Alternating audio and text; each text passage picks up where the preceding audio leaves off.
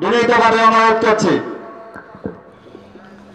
আসসালামু আলাইকুম ওয়া রাহমাতুল্লাহি ওয়া বারাকাতুহু। আলহামদুলিল্লাহ নাহমাদুহু ওয়া নাস্তাঈনুহু ওয়া নাস্তাগফিরুহ ওয়া নাউযু বিল্লাহি মিন শুরুরি আনফুসিনা ওয়া মিন সাইয়্যাতি আ'মালিনা। من يهد الله فلا مضل له ومن يضلل فلن تجد له وليا مرشدا وأشهد أن لا إله إلا الله وأن محمدا عبده ورسوله. أما بعد فقد قال الله تعالى في كلامه المجيد. شكرا وشتفرنا أعوذ بالله من الشيطان الرجيم.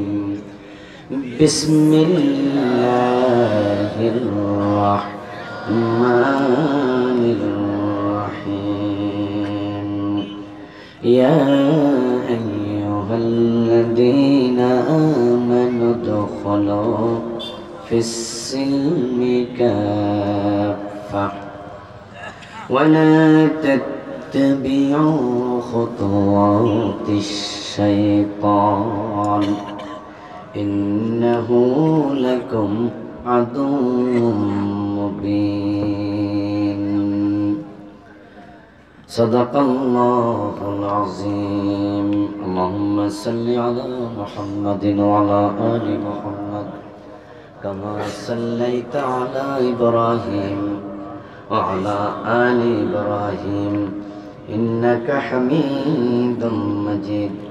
اللهم صل وسلم وبارك عليه. মুআজ্জাজ মুকাররম সম্মানীয় সভাপতি, সম্মানীয় প্রধান অতিথি, সম্মানীয় বিশেষ অতিথি, প্রধান মুফাসসির সহ অন্যান্য সম্মানীয় মুফাসসিরিন কিরাম, ইসলাম প্রিয় তাওহীদি জনতা, পর্দার অন্তরালের সতী সাধবী মা ও বোনেরা, আপনারা কেমন আছেন? মাশাআল্লাহ। মাগরিবের পরে আলোচনা করার কথা অবশ্যই মাগরিবের আগে করি নাই, পরে হয়েছে আর কি, একটু বেশি পরে হয়ে গেছে। ব্যাপারটা হয়েছিল মনে হয় সকাল থেকে বৃষ্টি হয়েছিল আপনাদের এখানে, না? দুপুরেও কিছুটা হয়েছিল। দুপুর হয় নাই না? আমি খবর পেয়েছি বৃষ্টি হয়েছে। এটা খবর পেয়ে আমি শফিক ভাইকে বললাম তাহলে আর আমি না যাই।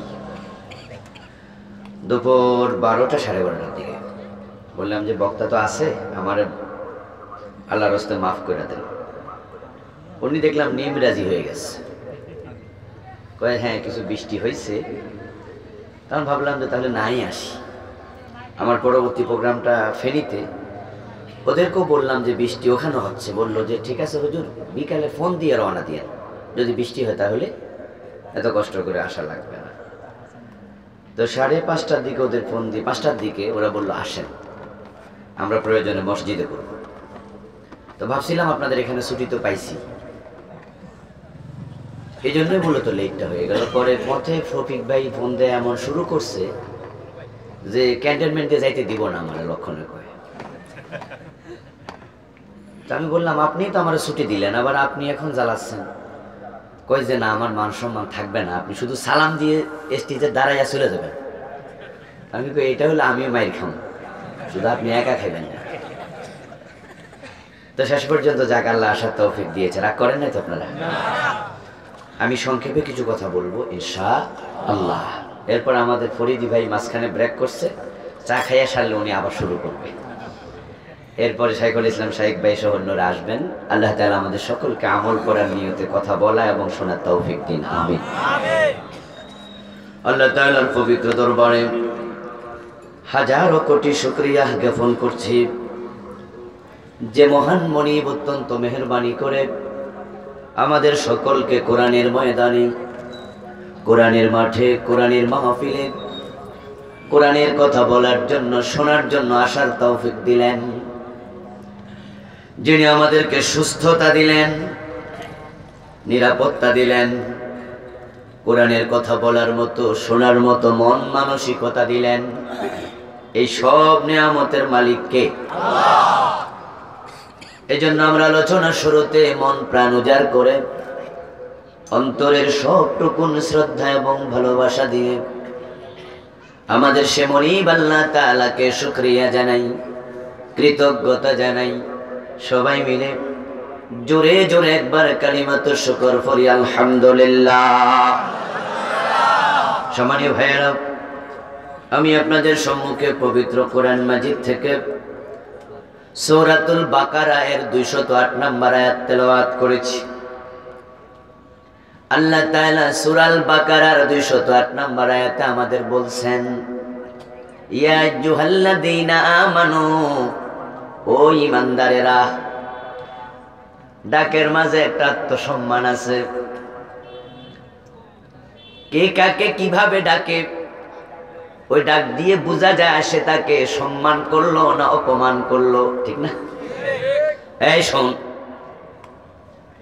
যদি কেউ এভাবে কাউকে ডাকে তখন আমরা বুঝি তাকে সম্মান দিয়ে ডাকা হয় নাই। আল্লাহ তাআলা আমাদেরকে সৃষ্টি করলেন, তিনি আমাদেরকে বড় মায়া করেন, আদর করেন। তার বড় করুণা, তিনি আমাদেরকে মোমেন মায়ের পেটের মাঝে পাঠালেন। যদি কোনো হিন্দুর পেটে আমরা জন্ম নিতাম, ওই ভারতের উগ্রবাদী বজরং দল, নরেন্দ্র মোদীর দল, ওরাও কিন্তু মানব সন্তান। যারা মসজিদের মিনারে ওঠে মাইক ভাঙ্গে, মসজিদের ভিতরে আগুন লাগাচ্ছে, আল্লাহ তাআলা যদি ওই রকম একজন মায়ের পেটে আমাদের পাঠাতেন, হয়তো হেদায়েতের আলো আমরা নাও পেতে পারতাম।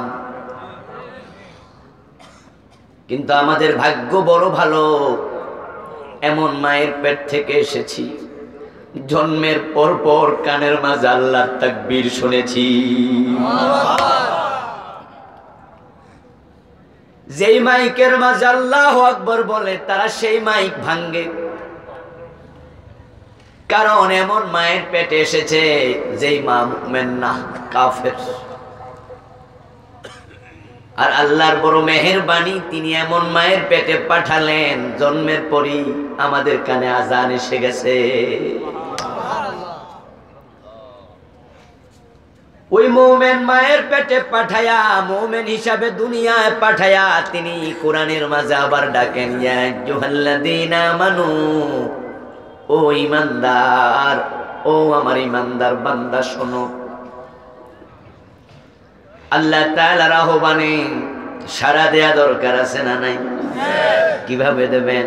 যদি তিনি ডাইরেক্ট ডাকতেন, লাব্বাইক বলে সাড়া দিতাম। কিন্তু কোরআনের মাধ্যমে ডেকেছেন, তাই সাড়া দেওয়ার নিয়ম হলো, ওয়াইদা কুরিয়াল কুরআনু ফাসতামিউ লাহু আনসিতু।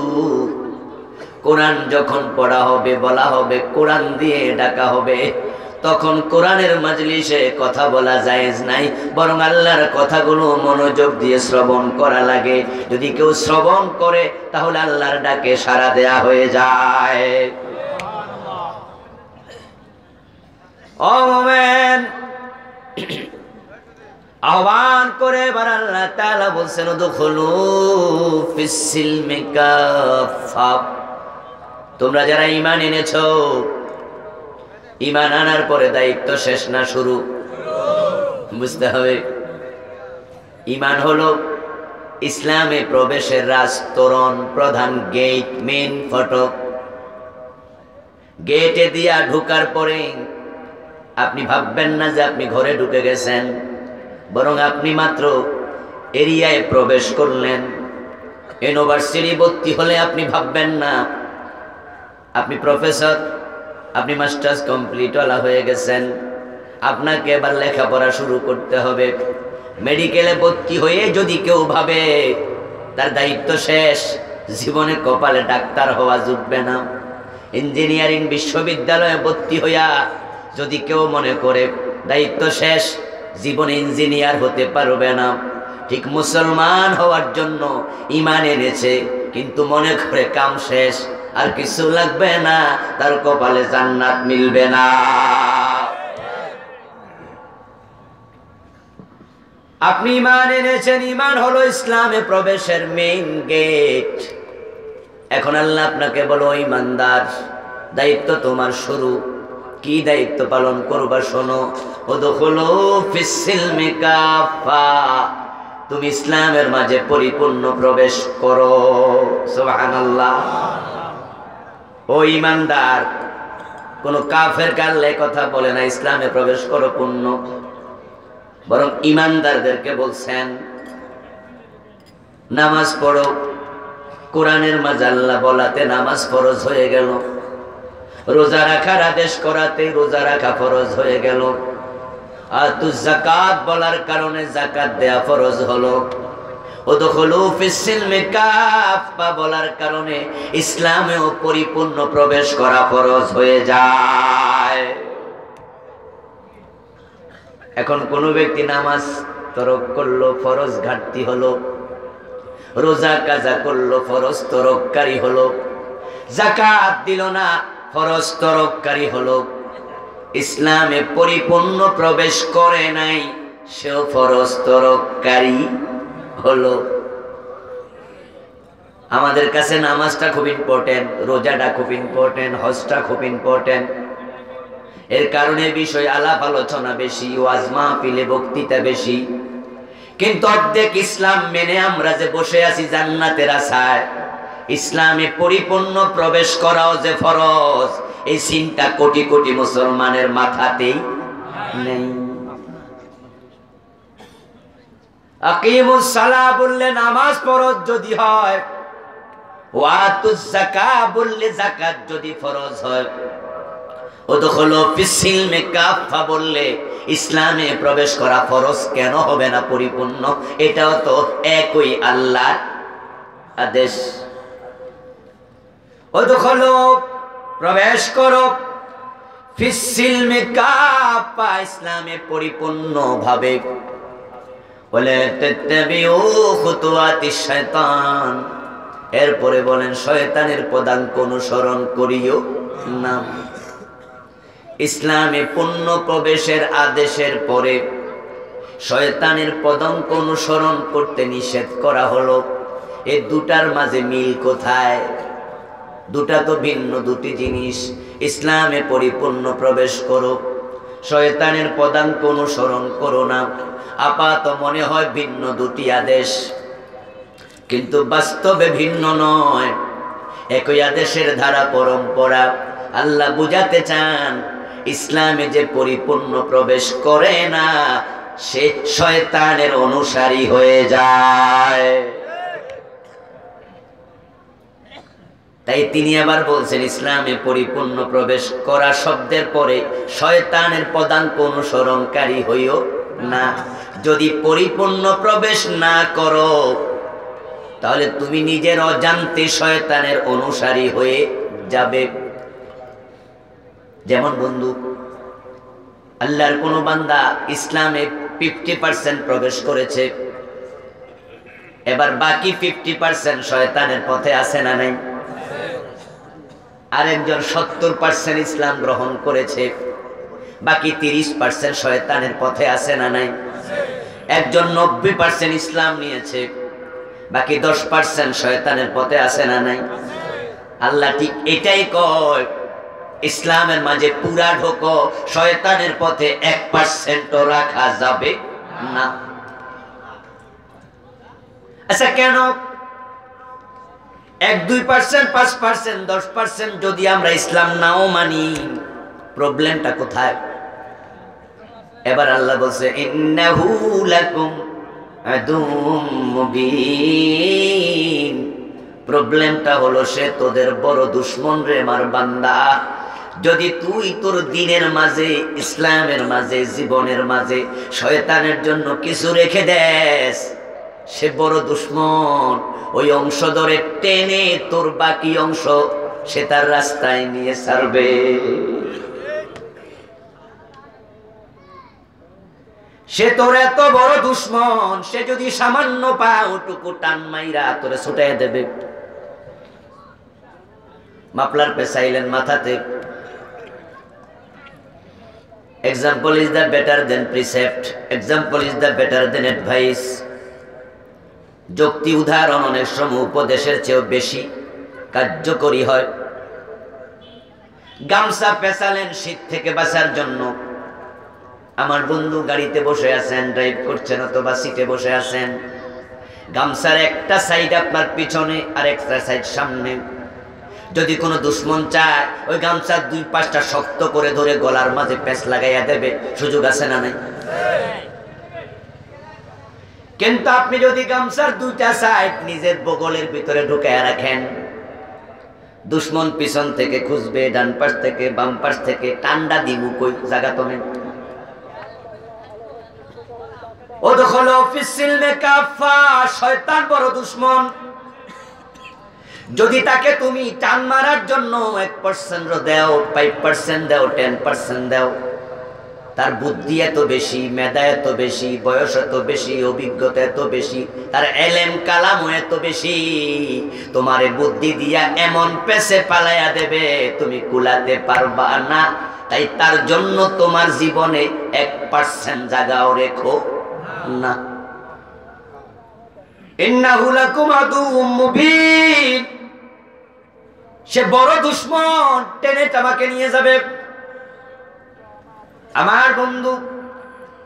তাই শয়তান থেকে কোনো ব্যক্তি যদি বাঁচতে চায়, সে তার পুরাটা জীবন ইসলামের মাঝে ঢুকায় দেবে, তাহলে সে জাহান্নাম থেকে এবং শয়তান থেকে নিরাপদ হতে পারবে। তাই আল্লাহ মায়া করে দয়া করে ডেকে কয়, ও মুমিন, তুমি ইসলামের মাঝে পরিপূর্ণ প্রবেশ করো। আমরা ইসলামে এসেছি একটি উদ্দেশ্যে, সেটা হলো জাহান্নাম থেকে বাঁচতে চাই, আল্লাহর জান্নাত পেতে চাই। ইসলাম যে পরিপূর্ণ গ্রহণ করে না, শয়তান তাকে জাহান্নামী বানায় ছাড়বে, ঈমান হারা করে ছেড়ে দেবে।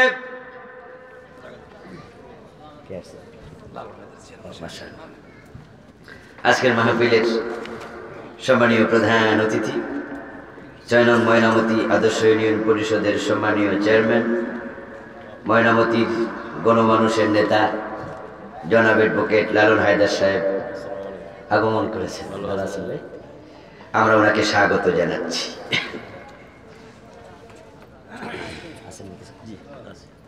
আমার ভাইয়েরাও,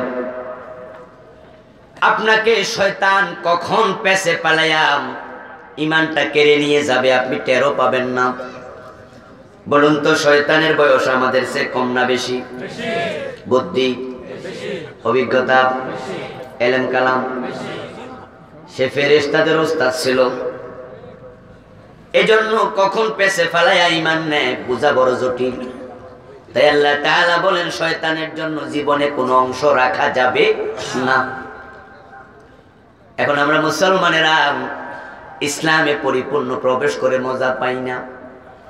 তাই দেখা যায় মসজিদে গিয়ে নামাজ পড়ে আবার সুদে টাকা লাগায়। এত সুন্দর দাড়ি, কিন্তু ওজনে হেবেটাও কম দেয়। 3 বার হজ করছে, বোনের জমিটা এখনো দেয় না, অথচ বাপ মরছে 20 বছর হয়েছে। বোন যদি জমিনের জন্য আসে, চোখ বড় করে ধমকায়া তাড়াইয়া দেয়, এমন নামাজি ভাইও আছে না? না, পরিপূর্ণ ইসলাম মেনে মজা নাই। আমরা শয়তানকে কিছু মানি, আল্লাহরও কিছু মানি। আমাদের আদর্শ হলো মসজিদ মে যাকর নামাজ ভি পড়ো, হোটেল মে যাকর শরাব ভি পিও, अल्लाह को खुशी रखो अगर शैतान को बेजार ना करो। किंतु আল্লাহর নির্দেশনা হলো এটা নয়, উদখুলু ফিসসিলমি কাফা। তুমি জান্নাতে যদি যেতে চাও, জাহান্নাম থেকে বাঁচতে চাও, তোমার পুরাটা জীবন ইসলামের অধীনে নিয়ে যাও। ইসলাম অসম্পূর্ণ ধর্ম না পরিপূর্ণ ধর্ম? তো তাহলে আপনি পরিপূর্ণ মানতে আপত্তি কেন? এই যে গরমকাল আসছে, তামাম দেশে মশার প্রাদুর্ভাব বেড়ে যাবে। আমরা মশা থেকে বাঁচার জন্য যখন মশারি টানাই, আমরা মশারির ভিতরে যখন ঢুকি, তখন কি পূর্ণ ঢুকি না কিছু বাহিরে রাখি?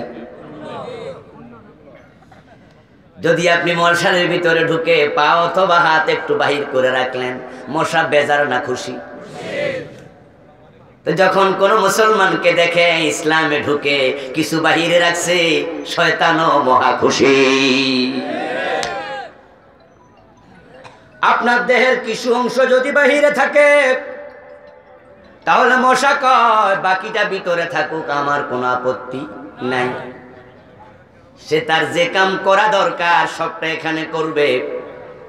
যদি হাতের মাঝে পায়ের মাঝে কামড় দেয়, দেহের বাকি অংশ ম্যালেরিয়ার জীবাণু ছড়ানোর সম্ভাবনা আছে না নাই? তাই ম্যালেরিয়া মশা থেকে বাঁচতে চাও, মশারির ভিতরে পরিপূর্ণ প্রবেশ করো, কিছু প্রবেশ করে বাঁচা যাবে না। আল্লাহ তাআলা কোরআনে বলেন, ইয়া মাশারাল জিন্নি ওয়াল ইনসি ইন ইসতাতাতুম আন তানফুযু মিন আকতারিস সামাওয়াতি ওয়াল আরদি ফানফুযু লা তানফুযুনা ইল্লা বিসুলতান। সুবহানাল্লাহ। সুবহানাল্লাহ। ও মানুষ এবং জিনেরা, পুরা জীবন আমার ইসলাম, আমার বিধান মেনে চলতে তোমাদের যদি ভালো না লাগে, তাহলে আমার ঘোষণা, তুমি আকাশ এবং জমিনের সীমা থেকে বেরিয়ে যাও। জমিনটা আমার, আমার জমিনে থাকতে হলে তোমাকে আমার আইন মানতেই হবে। আলা লাহুল খালকু ওয়াল আমর, সাবধান, সৃষ্টি যার, আইন চলবে শুধুই তার। আমার আইন মানতে ভালো লাগে না, আমার আকাশ জমিনের সীমা থেকে বেরিয়ে যাও। কে বলছেন? এখন বেরিয়ে কোথায় যাবেন? মঙ্গল গ্রহে, চাঁদের দেশে? আল্লাহ বলেন, হে যেতেই পারো, তবে লা তানফুযুনা ইল্লা বিসুলতান। যেখানে তুমি যাবে ওই মঙ্গল গ্রহ, এটাও কার? সুতরাং পলানোর জায়গা নাই, আমার আইন তোমাকে মানতে হবে। যদি পুরা না মানো, তাহলে জাহান্নামে যাওয়ার জন্য প্রস্তুত থাকো। কিছু মেনে কিছু বাদ দিয়া মুমিন হওয়ার কোনো সুযোগ নেই। কাদিয়ানি নামাজ, রোজা, হজ, যাকাত সব মানার পরেও তারা কাফের কেন? তাম হক্কানি আলেমদের ফতোয়া কাদিয়ানি কাফের, কিন্তু তাদের মসজিদ আছে, মাদ্রাসা আছে, টুপি আছে, দাড়ি, পাঞ্জাবি, পাগড়ি, তাসবিহ সব আছে, ইমাম, মুয়াজ্জিন, আজান, ইকামত সব আছে, শুধুমাত্র কোরআনের 4টা অক্ষর মানে না। খা আলিফ তাম মিম খাতামান নবিয়্যিন। বিশ্ব নবীকে বড় নবী মানে, বড় রাসূলও মানে, কিন্তু শেষ নবী মানে না। কিছু মাইনা কিছু বাদ দিলে মুমিন হওয়া যায় না।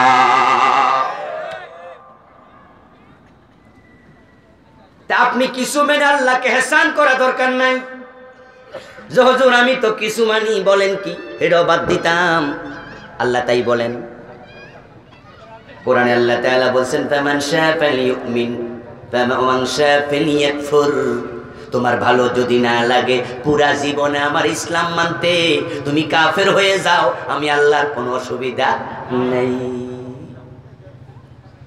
ইন তাকফুরু আনতুম ওয়া মান ফিল আরদি জামিআ। শুধু তুমি নও, জমিনে যত মানুষ আছে সব যদি কাফের হয়ে যায়, 800 কোটি আছে, ওই ডোনাল্ড ট্রাম্প আমি আল্লাহরে মানে না, আমার কোনো ক্ষতি নাই। বিল গেটস আমারে মানে না, আমার কোনো ক্ষতি নাই। নরেন্দ্র মোদী এত বড় দেশের প্রেসিডেন্ট, হে আমারে মানে না, আমি আল্লাহর কিছু কমে নাই। তুমি কিছু মাইনা আমারে ইহসান করো না, ভালো লাগে না, দিন থেকে বেরিয়ে যাও। কারণ যারা অধিকা ইসলাম মানে, তাদের কারণ আল্লাহর দিন অন্যের কাছে ছোট হয়ে যায়। হজ করে এসে যখন আবার মালে ভেজাল দেয়, ওই নামের আগে আলহাজ লেখে, পাশের মুদি দোকানদার পরিমল বাবু। পাশের মুদি দোকানদার পরিমল বাবু যখন দেখে হজ করার পরও বেটা আগের মতো জনে কম দেয়, মালে বেজাল দেয়, নামের আগে আলহাজ লেখে, জান্নাতি জান্নাতি ভাব ধরে, পরিমল বাবু মনে মনে কয় এটা যদি ইসলাম হয়, এমন ইসলাম আমাদের প্রয়োজন নেই। এই জন্য আল্লাহর বক্তব্য ইসলামে পুরা ঢোকো, না হয় বের হও। আপনি ঢাকা যাবেন, ক্যান্টনমেন্ট গিয়ে গাড়িতে উঠলেন, গাড়ির দরজায় এক পা দিলেন আর এক পা নিচে, এভাবে যদি আপনি 1 মিনিট 2 মিনিট 3 মিনিট দাঁড়ায় থাকেন, গাড়ির যিনি হেল্পার আছে উনি আপনার কাছে গিয়ে বলবে ভাইজান ঘটনাটা কি, উঠলে ওঠেন, না হয় বলবে না। আল্লাহর বক্তব্য স্পষ্ট, ফামান শাআ ফালিউমিন ওয়া মান শাআ ফালিয়াকফুর। মুমিন হলে পুরা হও, না হয় কাফের হও। সুবহানাল্লাহ বলবেন না? এর মানে কি আল্লাহ কাফের হওয়ার জন্য মূলত কইতাছে? না, মূলত বুঝাচ্ছে অর্ধেক হওয়ার কোনো সুযোগ নাই। হেল্পার কই ভাইজান উঠলে ওঠেন, না নামেন। আপনি কোন নাই বেটা ভাড়া দিমু না। হেল্পার কই আপনার মতো লোকের ভাড়া আমার, কারণ আপনার কারণে আমার গাড়ি ডিস্টার্ব, লোকজন উঠতে পারে না, লাইনে খাড়াই রয়েছে। আপনি অর্ধেক উঠে বসে আছেন কেন? প্লিজ আপনি উঠলে ওঠেন, না হয় নামেন। আল্লাহ কয় তোমরা যারা অধিকা মুসলমান, তোমাদের কারণে আমার দিনের বদনাম হচ্ছে।